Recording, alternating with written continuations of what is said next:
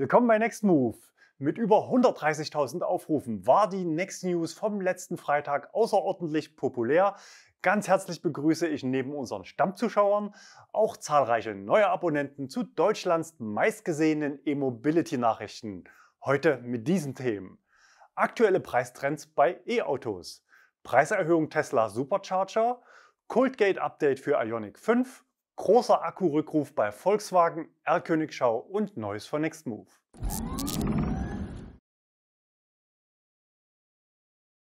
Aktuelle Markttrends bei E-Autos. Auch diese Woche wieder unser erstes Thema, weil aktuell wohl das heißeste Thema für alle, die demnächst auf ein E-Auto umsteigen wollen oder vielleicht einen kompletten Fuhrpark umstellen müssen.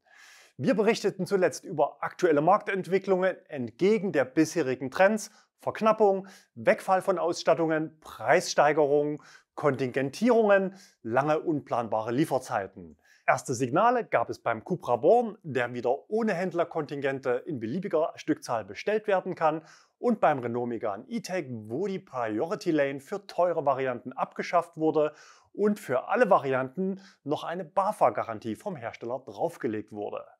Bei Tesla gab es den Einschlag bisher lediglich auf den preislich überhitzten Markt für junge Gebrauchte. Hier kamen diesen Monat mehrere Sondereffekte zusammen und hatten die Preise um gut 5.000 € fallen lassen. Außerdem hatten wir letzte Woche darüber spekuliert, dass bei Tesla Neuwagen die Rubrik sofort verfügbare Neuwagen wieder auf der Homepage auftauchen könnte. Und weniger als 24 Stunden nach unserer Sendung war es soweit. Zum ersten Mal überhaupt tauchte ein sofort verfügbares Model Y auf der Tesla-Seite auf. In Rot und mit Full Self-Driving für 69.000 € fand es trotzdem sehr schnell einen Käufer. Aber es gibt auch nach wie vor gegenläufige Signale im Markt, nämlich dass E-Autos knapp oder und teuer sind und bleiben könnten. Beispiel 1: Skoda Enyaq. Die Automobilwoche berichtet unter Berufung auf Händlerkreise, dass E-Autos der Marke Skoda auch fürs kommende Jahr fast schon ausverkauft sind. Wer heute ein E-Auto bei Skoda bestellt, muss mit einem Liefertermin tief im Jahr 2024 rechnen, sagte Thomas Pekrun, Vorsitzender des Skoda-Händlerverbands der Branchenzeitung. Trotzdem versucht man natürlich, so viele Autos wie möglich auf die Straße zu bringen. Laut Produktionschef Michael Oljeklaus produziere man permanent am Kapazitätslimit. Aktuell fertigen wir etwa 350 Enyaq am Tag. Im nächsten Jahr sollen es 500 sein, ab 2024 dann 800 pro Tag. Auch Nextmove hat 15 Enyaqs in der Flotte, alle mit großem Akku und schwenkbarer Anhängerkupplung ausgestattet. Beispiel 2: Volvo. Hier geht der Trend klar zu Elektro und Plug-in, wobei besonders bei Volvo in der Modellpalette gut zu sehen ist, dass die Plug-in-Technologie zu einem Comeback großer SUV geführt hat. 2021 waren fast die Hälfte aller verkauften Fahrzeuge in Europa Plug-in-Hybride. Nach Norwegen ist nun Dänemark das zweite Land, in dem Volvo ausschließlich Modelle mit Stecker anbietet. Bei der Modellvielfalt an E-Autos ist man aber noch relativ schmal aufgestellt. Derzeit gibt es nur den XC40 und den C40. In Deutschland rangieren die beiden Modelle im Jahresranking der E-Autos auf Platz 44 und 56 und offenbar sollte es auch so bleiben. Denn im Modelljahr 2023 ist laut Zuschauerhinweisen die Version mit Frontantrieb des C40 bereits ausverkauft und es gab eine Absage vom Händler, verbunden mit dem freundlichen Hinweis, dass ja noch die teure Allradversion bestellbar ist. Unser Tipp an den Hersteller: BAFA-Liste im Auge behalten. Aktuell ist dort nämlich nur eine Basis im Modelljahr 2023 gelistet und wer Förderung für teure Ausstattungen will, muss die billige Basis auch tatsächlich zum Verkauf anbieten und nicht nur als Phantom mitlaufen lassen. Beispiel 3: Auch Ford tut was. Beim Modelljahreswechsel auf 2023 gab es für den Mustang Mach-E einen satten Schluck aus der Preispulle. Seit Markteinführung ist es die zweite große Preisrunde. In Summe liegen die Preise der verschiedenen Varianten jetzt ca. 15.000 € über den Preisen von vor einem Jahr. Die Basis mit Heckantrieb startet jetzt bei 62.900 €. Der Allrad mit großer Batterie startet bei 77.200 €. Allerdings muss man auch erwähnen, dass mit der aktuellen Preiserhöhung auch eine deutliche Aufwertung der Varianten bei der Serienausstattung erfolgte. Die Zulassungszahlen für das Modell liegen 2022 relativ konstant bei ca. 400 Fahrzeugen pro Monat in Deutschland. Das reicht aktuell für Platz 25. Die Umstellung der Produktion erfolgt am 31. Oktober. Beispiel 4 heute für Trends zur Verteuerung: Volkswagen. Auf der VW-Homepage gibt es eine Möglichkeit, nach sofort verfügbaren Autos zu suchen. Aktiviert man den Filter Neuwagen, liefert die Suche aktuell genau einen Treffer für Elektroautos der Marke, nämlich diesen schönen ID.Buzz beim Händler in Bad Kreuznach zum Aktionspreis von 102.226 Euro. Den staatlichen Umweltbonus für diesen Volkswagen gibt es wohl nicht, es sei denn, der Händler weist für die frühzeitige Belieferung zum Beispiel 30.000 Euro Expresszuschlag aus. Solche Zuschläge finden ja gerade Einzug in die Branche. Stichwort Priority Lane bei Renault für die Vollausstattung, und auch MG nimmt ja dieses Jahr 1.000 Euro Aufschlag beim MG4. Ein Expresspaket ist ja auch teurer als normaler Versand, und wer im Freizeitpark lange Warteschlangen umgehen will, kauft eben ein Fastlane-Ticket. Was haltet ihr von Expresszuschlägen für Autos statt langer Wartezeiten? Man könnte ja auch ein Bonus-Malus-System einführen. Wer bereit ist, länger zu warten, bekommt im Gegenzug einen Rabatt. Schreibt es doch mal in die Kommentare. Zum einen versuchen natürlich die Hersteller mit weniger verkauften Autos das gleiche oder bestenfalls mehr Geld zu verdienen als vor dem Rückgang der Zulassungszahlen 2019. Auf der anderen Seite muss man aber auch erwähnen, dass die Batteriezellen, die einen Großteil der Produktionskosten ausmachen, im Preis deutlich angezogen haben. Auch wenn die Lieferverträge zwischen Zelllieferanten und Autoherstellern sehr langfristig, oft Jahre im Voraus geschlossen werden, gehen wir davon aus, dass entsprechende dynamische Preisklauseln vereinbart wurden, die aktuell zur Anwendung kommen. Wie dramatisch die Steigerungen sein können, zeigte ein Insiderbericht am 14.09. bei der Elektrifnet Live-Konferenz zur globalen Batterie-Wertschöpfungskette. Markus Hackmann, Geschäftsführer des renommierten Beraters P3 Group, zeigte, wie und warum sich die Kosten für Batteriezellen in ca. einem Jahr verdoppelt haben. Die Gründe sieht er in der Preisexplosion bei Materialien entlang der gesamten Wertschöpfungskette. Ursache sei unter anderem der Krieg in der Ukraine, Chinas ausgebaute Marktposition, die hochschießende Lithiumnachfrage und wörtlich brutale Preisanstiege für Nickel und Kobalt. Hackmann sieht sogar den EU-weit geplanten Verbrennerausstieg für 2035 in Gefahr, und das ganz sicher nicht, weil er Verbrenner mehr mag als E-Autos. Ich glaube, er hat, wie auch wir, Strom im Blut, will aber frühzeitig Schwachstellen aufzeigen und macht preisgünstige Lösungsvorschläge. Wichtig ist, bei den Zellchemien zu diversifizieren, zum Beispiel auch auf LFP- oder Natron-Batterien auszuweichen. Tja, LFP also. Seit nunmehr fast 2 Jahren Serie bei Teslas Basismodellen mit Heckantrieb. Viele chinesische Hersteller haben bereits Fahrzeuge mit LFP-Zellen am Start, auch in Deutschland, zum Beispiel verschiedene Maxus-Transporter, der MG4 in der Basisversion, aber auch der BYD Atto, bei dem dieses Jahr noch ein Verkaufsstart in Deutschland erwartet wird. Mal sehen, wie lange es noch dauert, bis VW, Mercedes oder BMW Fahrzeuge mit LFP an den Start bringen. Aktuell laufen 2 Trends gegeneinander. Zum einen die Verteuerung von E-Autos wegen Chipmangel, Ukraine-Krieg und steigenden Akkupreisen. Zum anderen führen Inflation und hohe Energiepreise zu Kaufzurückhaltung. Noch sind die Bestellbücher gut gefüllt. Das heißt, die Kaufzurückhaltung zeigt sich noch nicht in den Neuzulassungen. Im Gegenteil, 16% Elektroanteil im August, Tendenz für den Rest des Jahres weiter ansteigend. Aber Branchenexperte Dudenhöfer warnt in seinem aktuellen Interview im Stern: Diesmal fehlen keine Chips, sondern Kunden. Der Automarkt kippt also von der Angebots- in die Nachfragekrise. Diese Aussage bezieht sich aber auf den Automarkt insgesamt und nicht spezifisch auf Elektro.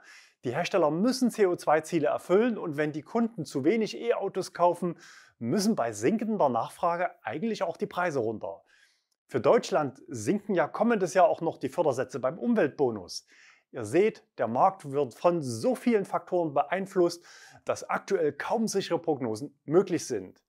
Denkbar ist, dass verschiedene Hersteller sehr unterschiedlich agieren, auch bei den Preisen. Und genau solche Trends erleben wir auch jetzt schon. Wer hätte letztes Jahr gedacht, dass der Fiat 500 dieses Jahr die Charts anführt? Und wer hätte gedacht, dass das Tesla Model Y trotz geringer Zulassungszahlen zum Marktstart in Deutschland jetzt doch knallhart einschlägt und den Fiat 500 diesen Monat überholen wird? Preiserhöhung Tesla Supercharger. In den letzten Wochen haben einige Fahrstromanbieter die Preise erhöht, so zum Beispiel Shell Recharge und Allego. Allego nimmt demnächst 80 Cent pro Kilowattstunde. Die Preisspirale dreht sich und Tesla zieht nun nach. Die letzte Preiserhöhung gab es bei Tesla im Mai, damals je nach Standort auf 55 bis 58 Cent für das Laden von Tesla-Fahrzeugen in Deutschland. Diese Woche sind die Preise nun um weitere 22 bis 25% auf 69 bis 71 Cent pro Kilowattstunde gestiegen. Auch die Preise für Nicht-Tesla-Fahrzeuge, die am Supercharger laden, wurden angehoben, allerdings nur um 14 bis 15% auf 80 bis 82 Cent. Zuvor waren es 70 bis 71. Bei vergangenen Preisrunden gab es seitens Tesla nie eine Kundeninformation. Die Preisinformation erfolgte beiläufig über das Display im Fahrzeug. Diesmal gab es nun erstmalig eine Kommunikation in Form einer E-Mail an die Kunden, was ich natürlich sehr begrüße. Aufgrund gestiegener Energiepreise passen wir die Supercharging-Preise in ganz Europa an. Tippen Sie zum Anzeigen der Ladetarife auf den Supercharger-Kartenpin auf Ihrem fahrzeuginternen Touchscreen und wählen Sie einen Supercharger-Standort aus. Für viele Kunden war eigentlich schon bei der letzten Preisrunde die Schmerzgrenze erreicht. Für gelegentliche Langstrecke oder Urlaubsfahrten ist das Preisniveau sicher nicht der wichtigste Faktor. Das zeigen auch die Ergebnisse unserer Umfrage gemeinsam mit Uscale. Dort hatten immerhin nur 52% der Nutzer den Kostenfaktor mit priorisiert. Aber für Vielfahrer, die regelmäßig an der Autobahn laden, sieht das natürlich ganz anders aus und mit steigenden Preisen steigt auch die Preissensibilität, ganz sicher auch bei Tesla-Fahrern und damit die Suche nach Alternativen. Wettbewerb belebt das Geschäft und das ist auch gut so. Zuletzt hatten wir hier auf dem Kanal im Mai unsere Übersicht mit ausgewählten Tarifen gezeigt. In den Kommentaren unter unseren Videos gab es seitdem vielfach den Wunsch nach einer Aktualisierung, also habe ich diese Woche für euch den Preischeck gemacht. Neben dem Tesla Supercharger Netzwerk listen wir ausschließlich markenoffene Angebote, also solche, die jeder Kunde unabhängig von Markenbindungen buchen kann. Bei Anbietern mit mehreren Tarifen habe ich jeweils den ausgewählt, der sich an Vielfahrer richtet. Im unteren Bereich der Übersicht seht ihr die Kosten für Fahrstrom pro Monat, wenn man 1000 Kilometer im jeweiligen Tarif nachlädt. Die Verbrauchsannahme liegt bei 20 Kilowattstunden pro 100 Kilometer, Ladeverluste sind dort schon mit drin. Wer ein einigermaßen sparsames Auto hat und seltener auf der Autobahn unterwegs ist, kann die Kosten natürlich noch unterbieten. Die Übersicht zeigt, dass sich Tesla mit der aktuellen Preisrunde deutlich oberhalb des Marktniveaus für schnelles Laden in Deutschland platziert. Der Grund dafür ist, dass es bei allen anderen gezeigten Anbietern seit Mai keine Preiserhöhung gab. Den günstigsten Tarif überhaupt bietet aktuell immer noch Elli für das Laden bei Ionity mit 35 Cent pro Kilowattstunde bei entsprechender Grundgebühr. Das führt natürlich zu immer mehr Andrang an diesen Ladestationen. Auch ich musste letzten Freitag in Eichenzell kurz auf einen freien Ladeplatz warten und ich war nicht der Einzige in der Schlange. In der untersten Zeile der Übersicht findet ihr den Preisvergleich zur heimischen Wallbox auf Basis einer Marktanalyse des BDEW im Juli mit 37 Cent pro Kilowattstunde. Eine Nutzungsabschreibung der Wallbox ist dort wohlgemerkt nicht enthalten. Die Übersicht stellen wir auf unserer Homepage zum Download bereit. Im Anschluss an die Next News findest du den Link unten in der Beschreibungsbox. Teilt die Übersicht gerne auf Social Media oder in Messenger-Gruppen. Wenn für dich Stromkosten, egal ob zu Hause oder unterwegs geladen, ein relevanter Kostenfaktor sind, dann abonniere unseren Kanal und aktiviere die Glocke. Ich sitze gerade an einem Video, das dich bestimmt interessieren wird. Wenn du Fragen oder Input zum Thema hast, dann schreib gerne einen Kommentar.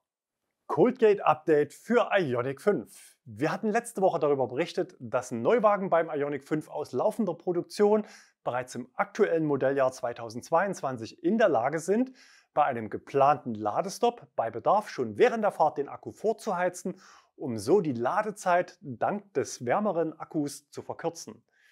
Wie von uns eingeordnet, handelt es sich dabei nicht um ein Over-the-Air-Software-Update, sondern diese Software kann nur herstellerseitig ab Werk oder beim Händler aufgespielt werden.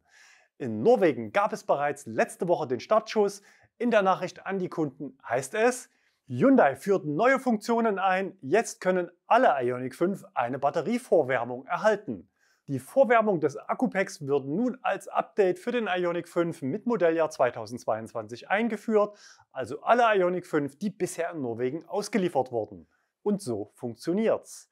Das für die Batterievorwärmung erforderliche Update muss bei einem autorisierten Händler durchgeführt werden und hat nichts mit dem Over-the-Air-System zu tun. Genauso auch unsere Erwartung letzte Woche. Es bleibt die spannende Frage, wann der Rollout in Deutschland startet. Ich habe dazu die Pressestellen von Hyundai und den EV6 betreffend Kia Deutschland angefragt. Bisher konnten beide noch kein konkretes Startdatum für den Rollout für deutsche Bestandsfahrzeuge nennen.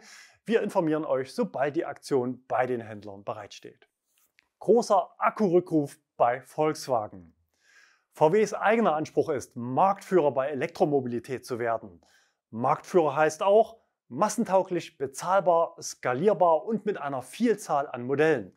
Dafür hat VW mit der MEB-Plattform die Basis geschaffen, aber wie so oft im Leben, aller Anfang ist schwer. Das erleben die Kunden beim Thema Software. Vom eigenen Anspruch, alle 3 Monate Over-the-Air-Software-Updates in der Flotte auszurollen, ist man weit entfernt. Aktuell heißt die Herausforderung Software 3.0 und weiterhin Chipmangel. Im zuvor bereits erwähnten Stern-Artikel schreibt der Autor, Branchenexperte Professor Ferdinand Dudenhöfer erklärt gegenüber dem Stern, dass sich die Halbleiterkrise entspannt habe. Die Autobauer würden langsam wieder in den Normalmodus gehen. Aus unserer Sicht ist das bei VW nicht zutreffend, denn wichtige Baugruppen sind für viele ID-Modelle weiterhin nicht bestellbar, so zum Beispiel auch das Assistenzpaket Plus mit dem Travel Assist und das Matrix LED-Licht. Ein existenzieller Bestandteil der flexiblen MEB-Plattform ist es auch, Batteriezellen verschiedener Zulieferer verwenden zu können. Man ist auf dem Weg zur sogenannten Einheitszelle, also ein Format, unabhängig von der eingesetzten Zellchemie. Zukünftig will man die meisten Zellen selbst fertigen. Kürzlich war Baubeginn für VWs erste eigene Zellfabrik am Standort Salzgitter. Aktuell ist man aber noch zu 100% auf externe Zulieferer angewiesen. Die Zellen für den ID.3 kommen laut Wikipedia vom südkoreanischen Hersteller LG Chem aus Produktion im polnischen Werk nahe Breslau. Und dort lief vermutlich nicht alles nach Plan. In einer aktuellen VW-Mitteilung an das Händlernetz heißt es, die Volkswagen AG hat festgestellt, dass an ID.3 und ID.4 Fahrzeugen eines begrenzten Fertigungszeitraumes Batteriezellen in der Hochvoltbatterie verbaut worden sind, die aufgrund eines Fertigungsfehlers eine erhöhte Selbstentladung aufweisen. Eine erhöhte Selbstentladung einzelner Batteriezellen kann zu einer Verringerung der Batteriekapazität und damit zu einer Reduzierung der Reichweite des Fahrzeuges führen. Insgesamt sind schätzungsweise 10.000 Fahrzeuge vom Problem betroffen, über alle Akkugrößen hinweg. Also Grund genug für mich, um mal bei Volkswagen nachzufragen, die Antwort von VW. In Deutschland sind etwa 3.000 Fahrzeuge betroffen. Die Kunden werden durch den betreuenden Volkswagen Servicepartner über die Aktion informiert und in die Werkstatt gebeten. Vorzugsweise soll das übrigens telefonisch erfolgen. In unserer Flotte sind insgesamt 8 Fahrzeuge betroffen. Die Wins liegen alle im Bereich 14.000 bis 17.000, also First Mover. Ein Fahrzeug ist jünger im Bereich 48.000. Aber woran merkt man, dass mit dem eigenen Akku vielleicht was nicht so richtig stimmt? Am harmlosesten und kaum zu merken ist sicher weniger Reichweite. Das fällt nur auf, wenn man genau hinschaut und zum Beispiel nach einer 100% Ladung den Akku am gleichen Tag möglichst langsam leer fährt und dann den Bordcomputerwert überprüft, also über Durchschnittsverbrauch und gefahrene Kilometer die Nettoentnahme berechnet. Bei jungen 58 Kilowattstunden Akkus von VW sollte dieser Wert im Sommer bei ca. 55 Kilowattstunden liegen. Was kann noch passieren? Deutliche Reichweitenverluste im oberen Bereich des Ladestandes nach dem Aufladen, ohne dass das Fahrzeug bewegt wird. Wenn am nächsten Morgen 10% fehlen, dann ist was faul. Außerdem möglich, plötzliche Änderungen der angezeigten Reichweite beim Fahren im unteren Bereich des Ladestandes. Dann heißt es vorsichtig zur nächsten Ladestation fahren und starkes Beschleunigen vermeiden. Ein Nutzer berichtete mir persönlich, sein ID.3 hätte im Winter auf der Autobahn bei Tempo 160 und 10% Ladestand plötzlich nicht mehr aufs Fahrpedal reagiert und sei nur noch frei gerollt. Einige Sekunden später, nachdem sich die schwache Zelle etwas erholt hat, wenn man keinen Strom zieht, dann geht die Spannung wieder hoch, nahm das Auto wieder Strom an und er konnte mit angepasster Geschwindigkeit den nächsten Schnelllader erreichen. VW schreibt, Abhängig vom Fortschritt der Selbstentladung einer Batteriezelle kann es zum Aufleuchten der gelben Kontrollleuchte kommen und im ID-Display wird die Warnmeldung Elektrosystem funktioniert nicht richtig, bitte Werkstatt aufsuchen angezeigt. Das Gemeine daran, die Kette ist nur so stark wie ihr schwächstes Glied. In einem ID.3 mit 58 Kilowattstunden Batterie stecken 216 Zellen und es reicht, wenn eine schlechte dabei ist, um diese Probleme auszulösen. VW schrieb mir: Zur Sicherstellung und gegebenenfalls Verbesserung der dauerhaften Batteriequalität wird in der Werkstatt mit einem elektronischen Service-Tool die bestimmungsgemäße Funktion der Batteriezellen in der Hochvolt-Batterie geprüft. Diese Prüfung und Instandsetzung wird etwa einen Arbeitstag in Anspruch nehmen. Die Maßnahme ist bereits angelaufen. Müssen jetzt alle ID.3 und 4 in die Werkstatt? Nein, müssen sie nicht, denn VW kennt sich ja aus mit Software und Over-the-Air-Diagnose. Die betroffenen Autos haben bereits alle brav nach Hause telefoniert und ihre schlechten Zellen angemeldet. Auf dieser Basis wurden dann betroffene Fahrzeuge ausgewählt. Und wird jetzt wegen einer Zelle der ganze Akku getauscht? Nein, wird er nicht. Sollte bei der Überprüfung ein Defekt erkannt werden, so werden die entsprechenden Batteriemodule getauscht. Der 58 Kilowattstunden Akku besteht zum Beispiel aus 9 Modulen, in jedem stecken 24 Zellen. Der Händler weiß also bereits, welches Modul betroffen ist und zum Wechsel ansteht. Bei manchen Autos sind auch 2 oder mehr Module betroffen. Aber was ist jetzt mit den Kunden, die ihre Daten nicht mit dem Hersteller teilen wollten und immer offline gefahren sind? Tja, aus den Autos gibt es keine Daten. Aber über Chargennummern der Zellen aus den anderen Autos kann der Hersteller natürlich auch ohne Messdaten weitere Verdachtsfälle ermitteln und mit auf die Rückrufliste setzen. Für die Aktion gibt es übrigens vom Händler einen Hol- und Bringeservice oder alternativ Ersatzmobilität bis 2 Tage. Das Gute daran: Wem noch das Software-Update auf 2.4 fehlt, inklusive Tausch der 12-Volt-Batterie, der bekommt das gleich noch mit aufgespielt. Das erspart euch einen Werkstattbesuch. Natürlich habe ich VW auch gefragt, ob die Schwestermodelle auf der Plattform auch betroffen sind, konkret Audi Q4 e-tron, Skoda Enyaq und Cupra Born. Diese Frage wurde mir leider nicht beantwortet. Noch eine gute Nachricht: Als Kunde muss man ja eigentlich froh sein, dass das Problem in so jungen Jahren auftritt. Somit ist der Hersteller in der Pflicht. Neu sind solche Probleme natürlich nicht. Auch andere Modelle und Hersteller hatten damit zu kämpfen, zum Beispiel geringe Stückzahlen des VW e-Up. Beim BMW iX und i4 gab es einen ähnlichen Rückruf in den USA, aber nur für sehr wenige Fahrzeuge. Beim Porsche Taycan gab es Insiderberichte, die bei 60% aller Fahrzeuge Batterieprobleme unterstellten. Erst kürzlich musste VW die Produktion des ID.Buzz unterbrechen. Auch hier waren es Probleme mit den Zellen eines neuen, namentlich jedoch nicht genannten Zulieferers. Die beiden größten weltweiten Rückrufe gab es bisher beim Opel Ampera E und beim Hyundai Kona. Wir hatten umfangreich berichtet.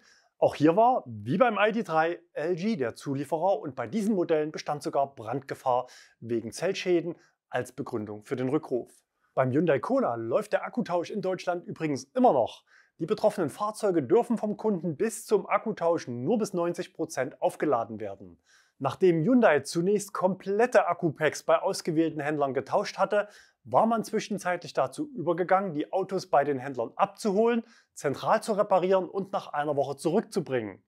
Im nächsten Schritt strebt Hyundai nach unseren Informationen ebenfalls einen Modultausch auf Händlerebene an, also wie bei VW. Eigentlich kein Hexenwerk, wenn man weiß, was man tut. Auch ich habe vor 10 Jahren schon defekte Zellen bei meinem ersten Elektroauto diagnostiziert und ersetzt. Früher konnte man an den eigenen Autos noch alles schrauben. Fakt ist, Elektroautos werden gerade erst zur Massenware und es wird sicherlich nicht der letzte Akkurückruf gewesen sein. Das eingangs erwähnte Thema des Einsatzes von LFP-Zellen bei bestimmten Herstellern, während andere hier noch nichts anbieten können, zeigt, wie groß der Druck in der Branche ist, schnell und agil zu sein und zudem auf verschiedene Zulieferer zu setzen. Ein Produktionshochlauf einer neuen Zellfertigung ist ein sehr anspruchsvoller Vorgang, bei dem auch Produktionserfahrung eine wichtige Rolle spielt. An dieser Stelle noch ein Tipp für alle E-Auto-Kunden: Immer schön die Wartungsintervalle nach Herstellervorgabe einhalten, sofern es solche Vorgaben gibt. Einige Hersteller haben in diesem Bereich eine Null-Toleranz-Richtlinie etabliert, zum Beispiel Kia. Wenn außerhalb eines Rückrufs Akkus qualitätsbedingt schwächeln, könnte sonst der Hersteller säumigen Kunden Garantieleistungen verweigern. Erlkönig-Schau. Heute mehrere Neulinge in dieser Rubrik. Wir starten mit einem Maserati, erwischt von Peter. Er war im Urlaub an der Ostküste Siziliens und hat das Auto am Lader getroffen. Und wir haben noch diesen neuen Mini, fotografiert von Andreas bei Ionity. Das Auto kam gerade an und hat den Ladevorgang gestartet. Bei 38% Ladestand zeigte das Display eine Ladeleistung von 85 Kilowatt an. Dieses Auto hat Jürgen am NBW HPC-Lader Herleshausen gesehen. Sehr wahrscheinlich ein Xiaopeng P7. Geladen wurde adapterlos direkt an CCS, insofern kann man erwarten, dass dieses Modell auch wirklich nach Europa kommen soll. Und Neues von Nextmove, vielen Dank an eure wirklich zahlreichen Angebote zu unserer Aktion Wir kaufen dein Ladekabel. Fast alle Zuschriften haben eine Zusage bekommen und es sind auch schon viele Pakete eingegangen. Allen Freitagszuschauern wünsche ich noch ein schönes Wochenende. Wir sehen uns wieder nächste Woche. Bis dahin, bleibt gesund und fahrt elektrisch.